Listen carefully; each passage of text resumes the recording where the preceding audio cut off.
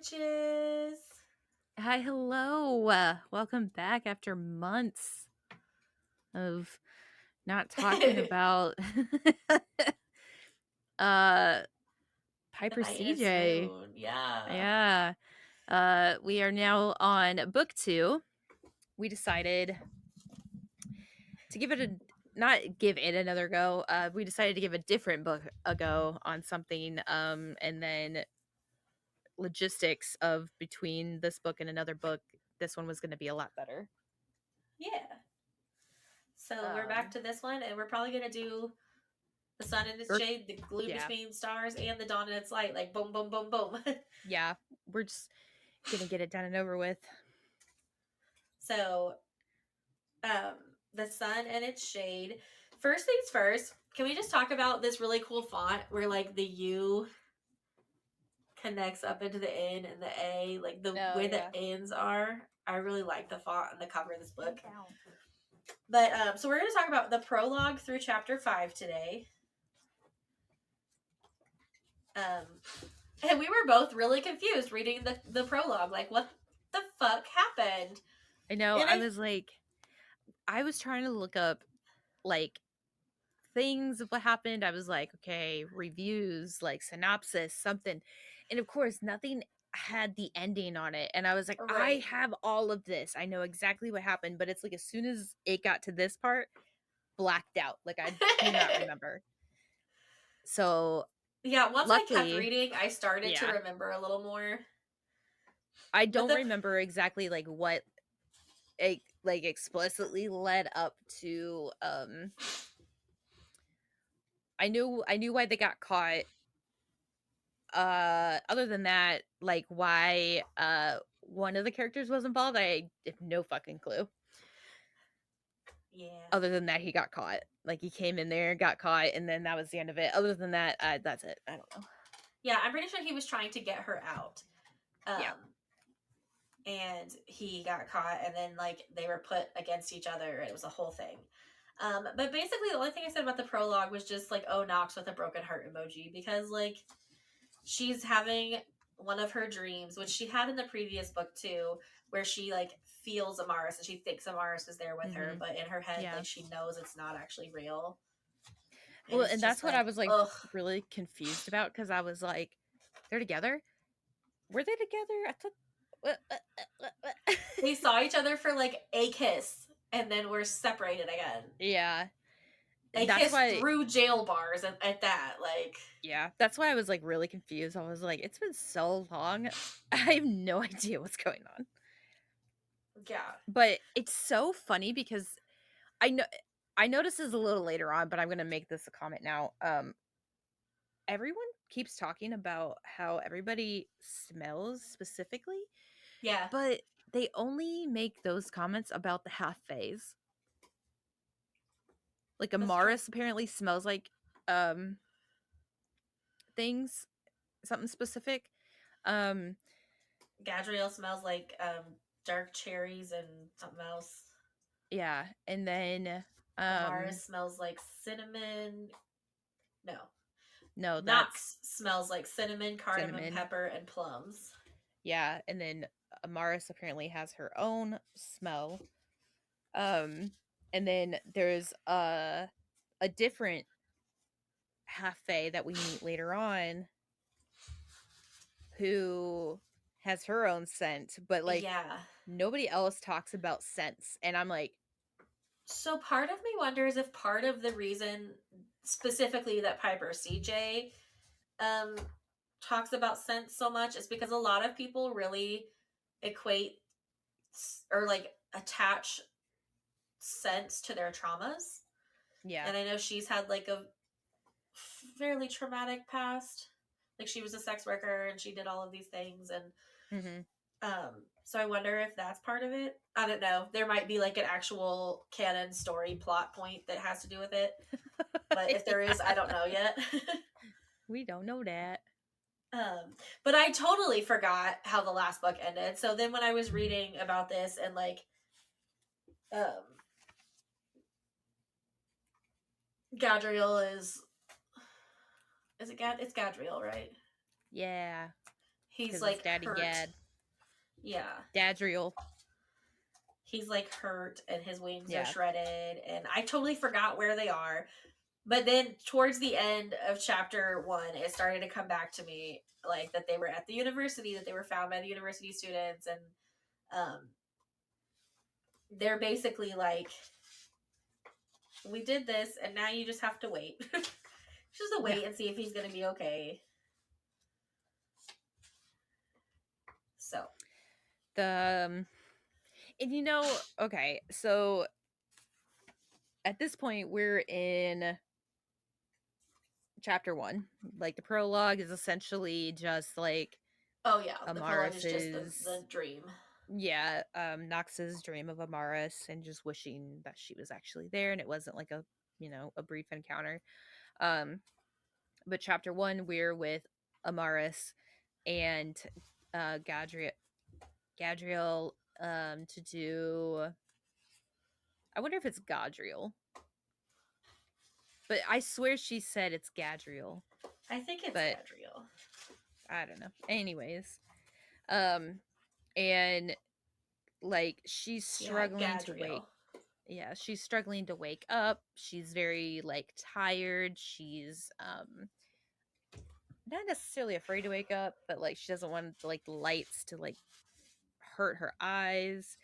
She's like thirsty, probably from all the screaming, all of these things.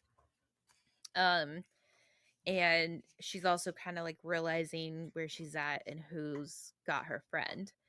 Um and she's pleading with them like don't take him, don't take him. And of Yeah, course they're at the university. This is the first time they have something like this in their hands. They probably want to study him, right? they absolutely do. Yeah. But And she's like, no, no, no, no, no, no, no. right. Well, and I was looking at the map and I was like, they're actually so close to Rascot. I was actually kind of curious, or not curious. I guess I was like, I'm surprised, like, you know, the curse magic or whatever doesn't like wane the further you are from Obeyed or like where, the Yeah, person who set that magic, like where it's from. yeah, It's kind of like in Fourth Wing when they're talking about the further you are from like the crystal, further you are from like the wards, or like the the not the further you are, but you have to like extend the wards basically, right, right. something like that. Like like location wise you're so close to up But I there. think that the spell was actually put on the border. So maybe that's why. Yeah. Also, I just realized that there is like a fucking playlist at Yeah. the beginning of this book. There's actually one that I've listened to. It's part of my playlist already. It's called Start a War. That one's down at the bottom, at the very, Yeah, very bottom.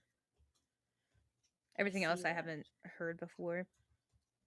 That's interesting. The Start a War song actually was a huge like TikTok song. Like a lot of the POV people who wanted to do more of the fantasy style POVs, Uh-huh. they did that. They overkilled that song. But Well, anyway, now that I'm back off of that train, that is all I had for chapter one. um oh, so I had one more thing on this. So on chapter or on page 12, she's actually like she like wakes up in her room, there's a mousy little girl there. She uses her persuasion, her luck, if you will, to basically tell this student what to do. Um and takes her down to where her friends being like Gadriel's being held. And she realizes, oh, the vet is calling me. And she realizes that they like don't have a key to get in there, and the student definitely doesn't know how to get in there. So she's like, "All right, go get the person who like is ahead of this. Like I want her or them." Yeah. So this nasty woman comes on down here. She has got a horrible attitude. Comes on down Yeah. and she um is rude as all get out. She tries to use her persuasion on her and it backfires. It does not work. She just says no and turns around and walks away. And she's like, "Well, shit. It works sometimes and it doesn't work other times," which we have no idea if that's like the case. It could be something different. Like this person could be half fae, whatever. But I also wonder too, because they're at a university, they have like masters of magic, masters of beasts, whatever. I wonder if, like, because of their mastery in their chosen field, if maybe perhaps there's like magic in a way on them, or perhaps like the queen or whoever has at this point, for all we know, the like they're in on it, they know. Oh, um maybe. and that the queen is like, no, fuck you. You all are gonna know about it, but you all are not gonna be able to be like persuaded, I guess. Like you're not gonna be like, I'm gonna put like a barrier around you, like you cannot be persuaded to do this. um I didn't think about it like that, like but like immune in a way or whatever, like because of their mastery in magic or whatever the case is. Or maybe she's just so strong-willed and she's such a bitch that she's like, no, fuck you. I just assumed since she was like the master of beasts that she was part fae. See, I didn't think even of the Fae part. I immediately went to the queen. I was like, she's at the university. She's probably in on it. Like I'm still in like the fourth wing, like the like the Right. university is behind it all kind of thing. But Yeah. I think yeah, the that was it. university's so new to us in this story that I didn't go there, but I get it. Yeah. Um Oh, thank so God. They're then done. chapter 2. Huh? Yes. I said, oh, thank God they're done. Oh. It's really Damn hard to like neighbors. focus on what I'm like talking about and like focus on what you're talking about when I can hear like fucking the bed creaking. Yeah, that's really And I'm like, disturbing. Like and then like I honestly thought it was my dog scratching and I kept turning around and looking and they're not even moving. I'm like, what the fuck is that? And all of a ugh, sudden I just like hear it and I'm like, god damn it. anyways, yes, chapter 2. So chapter 2, um I wrote on page 15. Oh, she's meeting with the like university heads of departments. Mm-hmm. And I was like, this feels like a trap, like because Yeah. they just very easily gave in and are like, okay, we'll meet with you. And I was like, ooh, What I do you don't, mean?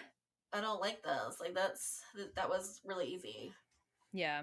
Feels like a This trap. also felt not necessarily like deja vu. I feel like I read this before in like a different book. It's also very hard to like get something original. Yeah. But I'm sitting here like, God, I feel like I've read this before. Like, what's gonna happen? So what I imagined, and I can't remember the exact like what was happening in that scene, but like in Sabrina the Teenage Witch when she breaks some like not the new Chilling Tales of Sabrina, the old school like Melissa Joan Hart Sabrina. She like breaks a rule or something and goes to like court, like some witches Mm, court, and like yeah. there's all the different witches. That's what I I think it's when imagine in she my told head. Harvey she's a witch.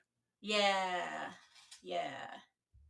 Because I know there was like two or three of them where it's like, well, you could lose your powers. And I think one of them was when she told Harvey she was a witch. Yeah, I think Because you're right. I think they use like very similar things for like Wizards of Waverly Place. Yeah. And that's what popped into my head. But it feels like a trap. Feels like a trap. Um but basically through this whole thing they're like how did you come to be here? And she's like, where's my friend? And they're like, da da da da da. And she's like, where's my friend? Like, Where he's been. and she's Answer our like, questions. I'll prove to you he's not the the monster you think he is, but like, we need to get him the medical attention that he needs. And they're like, hold on, because she says something about he hurt himself when we fell, and they're like, fell? And she's like, yeah, did you happen to see the Agdarath in these lands yesterday? And they're all like, whoa, what? Like, how did you know about that? And she's like, we flew here on that. And then they're like, hold on, Agdarath and Agibni are like familiars. So you truly expect us to believe that your friend isn't actually a monster when you flew here on like the familiar? And she's like, well, we didn't quite like ride it. We kind of just grabbed onto its back and didn't let go. And Like, like hope for the best. yeah, it didn't let us ride it. But they like go back and forth asking her all of these like pompous questions and being assholes. Honestly Um, though, I do have to say, because like she was like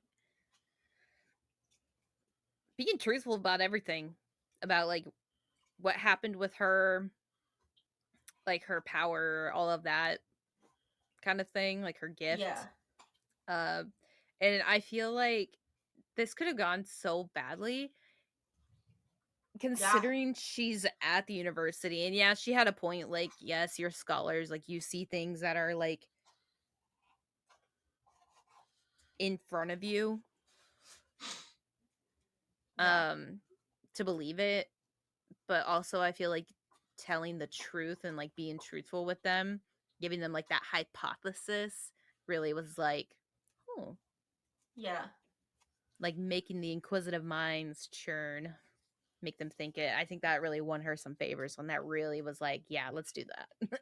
Let's see. yeah. What Well, if? and like they were really super pompous about it, and they're like, well, if we try this and if we see that it's working, then we'll believe you.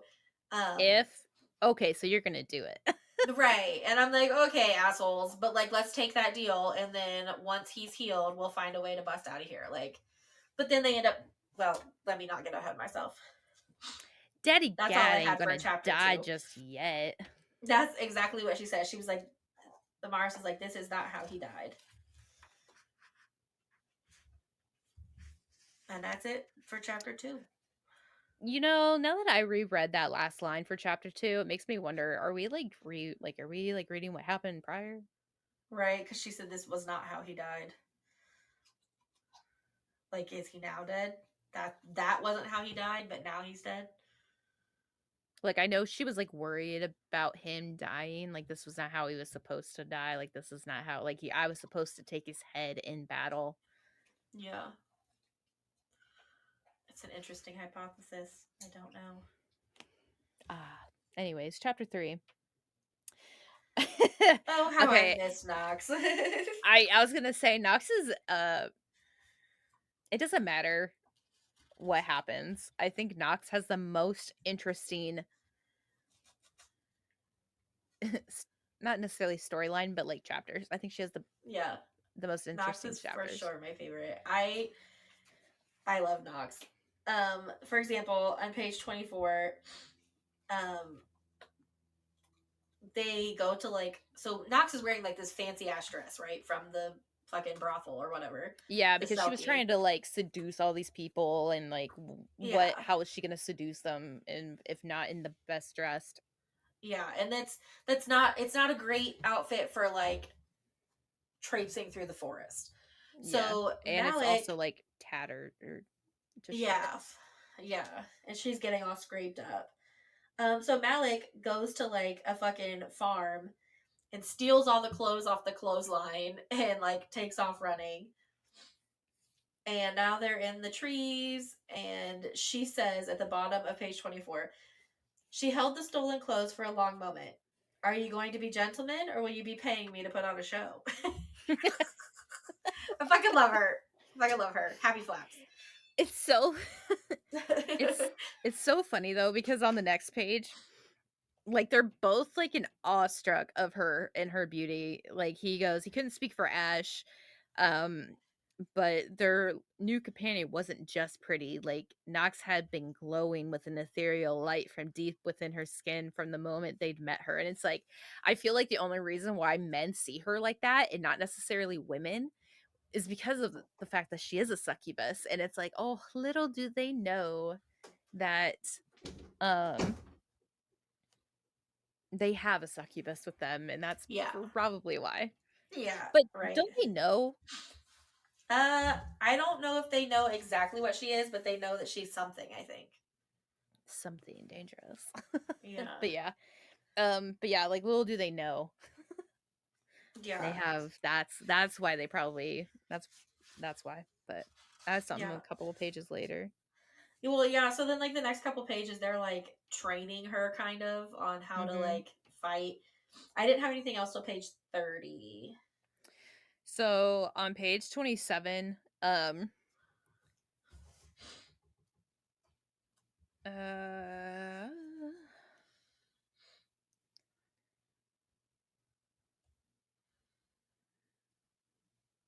oh, what is it? There was like a moment on here where oh, here. It says they maintained polite chatter around the fire, though most of Nox's response sent the men into awkward, contemplative silences, which a sadistic part of her enjoyed. And I'm sitting here like, huh, yeah, trauma will do that to you. Yeah. I was like, she probably isn't like meaning to sound I don't know, like I guess the way she is being sound, but like she literally lost her entire dignity when she was forced into sex work. Yeah. She had no choice but to traipse around naked half the time, or more than half the time. And then when she found her little power that she has, her owner was like, "Fuck, let's use this to our like advantage." Right. So, yeah, and she's just like, "Yeah, and, like she probably is like saying a bunch of like, oh yeah, then my mom died, like, whatever, it's fine." And then everyone's like, "Bro, are you okay?" Oh, right. "Oh, yeah, Oh. I'm fine. Yeah, yeah, we're Ooh. good." "What? Are you We're sure? gonna talk about that right now?" But Oy. it's funny because it's so common, like, the dark Yeah. humor.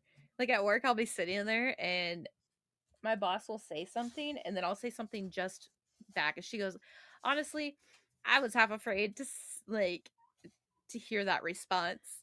And then I'll sit there and I'll be like, "Girl, I am so mad at Will right now." And then she'll be like, "Oh no, why?"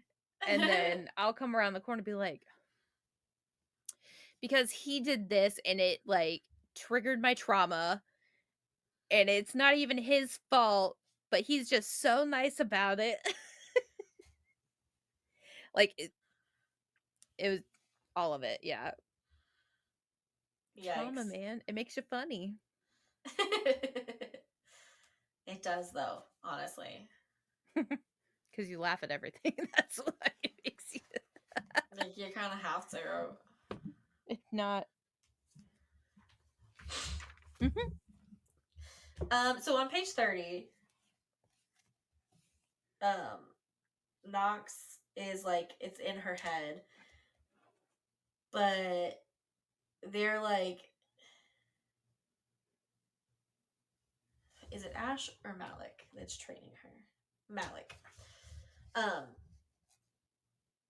he's training her how to like fight, um, and he notices when he touches her, she like tightens up, like she's like, "Ooh, don't touch me." So like he adapts his training and coaching style to not touch her as often. Mhm. Um, and she's like not really sure how to handle, like how to feel about this or how to handle it. Um, because that's not her experience with men. And it's funny because the part that I highlighted says, it was a curious sensation to meet men who complicated her worldview on the sex, and she wasn't quite sure how to handle the cognitive dissonance that clattered through her mind. Because she has like such a negative view or bias against men in her head, and these two Reavers are giving her a new perspective that not maybe all men don't suck. Kind of reminds me of the Valkyrie training scenes. Yeah, it does give that a little bit. Like, not necessarily that Nesta had like a negative like idea about men. She had a negative idea about everybody, not just Yeah, men. she just hated But people in general. yeah, same. But like when Gwen came around, like she was very weird about men. Yeah. And then Emery being trying to be, safe. Yep. And I feel like Cassian and Azriel also took that into account during their training, and they didn't want to like overwhelm them, so they Yeah, tried like to they be kept their careful with shirts that. on, they stayed far away as they much as they could. Yeah. They like pointed to things, they showed them instead of touch them, they asked permission. Yes. Ugh, consent. We love it. We do. We do. And then that's the end basically of chapter 3. In on on the next page on the 30 on the 31st, on 31, um obviously they're like helping her train to kind of like, kind of keep her a little bit, I don't know, I guess protected. But I'm kind of wondering too, because obviously they got two Reavers. They're planning to go back to the place to like kill the queen. I honestly think at this point in time, we don't know anything else. I think she should tell them specifically what her skills are, because that would really come in handy. Not that she would probably want to, like use those skills, but But for them to know and be able to use, like, take that into account as they're planning would be important. yeah, because if she can make any, not necessarily any men, but like if she can make those men kind of be like zombies or like be her pet in a way, Yeah. they could get into places. They could get information. Yeah. I think it would, I mean, honestly, I think it'd be smart to do it, but I would agree. the next chapter kind of makes me like switch that thinking around a bit. Like, maybe not so much, but before I knew There's, this, I'd be like, oh, that's what you should do. yeah, the next chapter, I'm just like, Oh, not this chapter. Sorry, chapter 5. That's what I meant. okay. Chapter Chapter 5 made me like 4. rethink that thought. Chapter 4 was a little hard to read.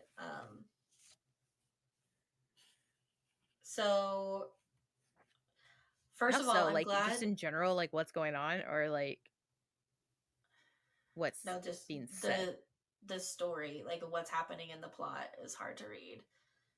Oh. Like what their argument and stuff. So at first, I was just glad they were humoring her, um, but and then I was excited about their banter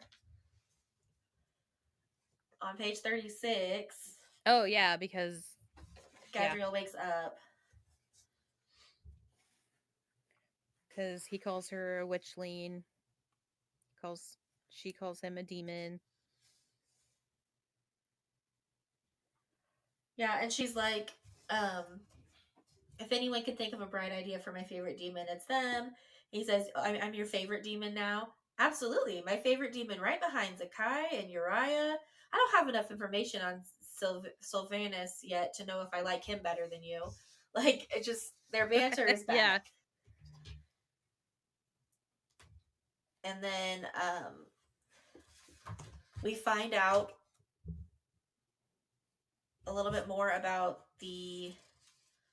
some of the people at the university. So Master Dagus, I think. who is the master healer, comes in and like um Amaris translates for him and uh, Gadriel to communicate about not only Gadriel's health but also to do like a cognitive exam, kind of, to see if he has like a concussion or anything. And then what's her name? Uh, The master of magic. Master Neat? No, Master. Yes, but what's her name? Neil. Fehu. Oh, Fehu. Fehu, the Fehu. master of magic. Yeah, Master Neil is the master of beasts. Beast. Yeah. So she comes in and she's like, she just basically fucking ignores Amaris while Amaris is trying to explain that she's going to translate. And she says to Gadriel, please introduce yourself. And he does. And Amaris just stays silent because she's like, okay, bitch, you're not going to be able to understand him. But she just stays silent. Um, Turns out she can understand him. So then she introduces herself. Um,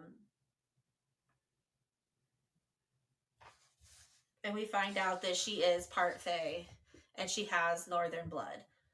Yeah. Um,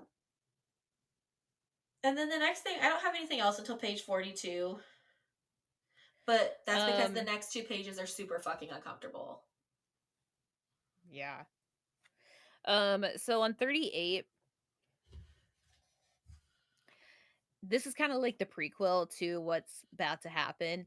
Um, so when they're making like all of the comments, like when she's asking like the rapid fire questions, he said, "Who is this woman to you?" He goes, "We fought together and obeyed." And she's like, "I tripped over the final answer and I had to stifle my hurt at the truth in his words." And I'm like, hold up. You guys have literally been arguing non fucking stop since you guys met each other. If any of the other people that like were with him in this crew, like if it wasn't Gadriel, if it was like Zakai or something like that, and he said that, I would probably be a little hurt if it was Zakai, but it's not Zakai, it's Gadriel. Gadriel literally like sees you as like a fucking threat. Um, He does, but I feel like there towards the end they were starting to like fight together. He broke into the fucking thing to save her. Like, but also she's like a nice link for the northern people in like an attempt. So like yeah, but also like I feel like I'm you don't seeing it. spend that much time with someone without starting to feel, and maybe she's having a little Stockholm syndrome. Maybe like she was starting to feel like there was more to their relationship because he wasn't letting her go. Like, maybe. Oh, like through like the dragon ride. Right, and like he came back for her when she got taken instead of just letting her die or fight her way out, he came back and Yeah, fought his way into the castle and and we don't know. Maybe there's something more to it. could be. Um But but like I just feel like considering her upbringing, the fact that she was an orphan, the fact that the only person she ever had was Nox. Anybody else that she had in her life was either taken from her because of, market day or whatever the case is, and then she goes off to be with the Reavers, and everybody's like a brother to her. And not even prior to this trip, all of the Agimnes were demons, and that's what she can see what this thing is. So that I'm like, why are you butthurt? Like you're up, like you didn't have like a cush feeling full filled kind of childhood. I feel like right yeah, now I you should guess. like Nox and taking in like all of her like friendships and all of this, like she's taking everything with stride. Like she's just like, nope, that's just another person in my life. Nope, that's just that's just life. Nope. I wonder if Amaris kind of felt trauma bonded to Gadriel a little bit. Ooh, maybe. Um, just because of everything they went through together in such a short time. Um, Which is still really fuzzy. I don't remember. So that might yeah, also be my yeah.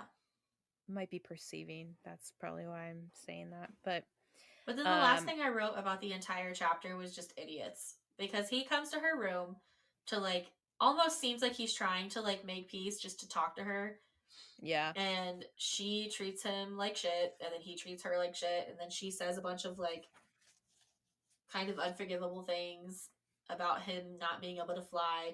She's like, "You'll never fly again because you came to the castle and obeyed when I specifically told you to leave. You did that to yourself, Gadriel. Your wings are like that because of your king and because of your decision as a general to force me out of my dispatch and into yours." Like, I mean, she's not wrong, but also like, ooh, like, did she have to say that to him right then and there? yeah, exactly. Was that the time and the place to have that conversation? Was that the tone of the voice? Was that the way to have that conversation? Probably not. But also, you could be yelling at her for her Gryffindor energy. So, like, what do you want? Listen, both. I can't. I think they're both idiots in this scene. Let me be very clear. Him as well. Like, because he also says like, where do you, she says go away, and he says my wings look like this because of you, Amaris. Okay, bitch. And then that's when she's like, okay, you want to fight, let's fight. And then she's like, no, your wings are like this because da da da da da You're da a da. fucking asshole. Yeah, I so mean, he is like kind of a dick, so just idiots all the way around. That's all I have to say about it. um and that's why that's whenever Will and I fight, he goes silent, and then I just like, he's mad at me, and he's literally just trying to not say things that are gonna hurt my feelings. yeah. He's trying to think his words through. And I'm like, he doesn't want to talk because he's mad at me. Speaking of Yeah. um chapter 5. yeah, that's the end of chapter 4. So chapter 5. So we're back to Thank Nox God we're now. back to Nox. Yes. And they're going into Priori, Oh and yeah, they're going back to the Selkie. yeah, she's like, I need to make one stop, and they're going to Selkie so she can get clothes that will not look out of place in Obeyed. Um, Maybe she doesn't and have a bra on, so she probably already looks out of place. I'm just like, is this a good idea? Well, and she's wearing like farm clothes, right? Like she's Yeah. wearing like pants and linen shirts from like a farm.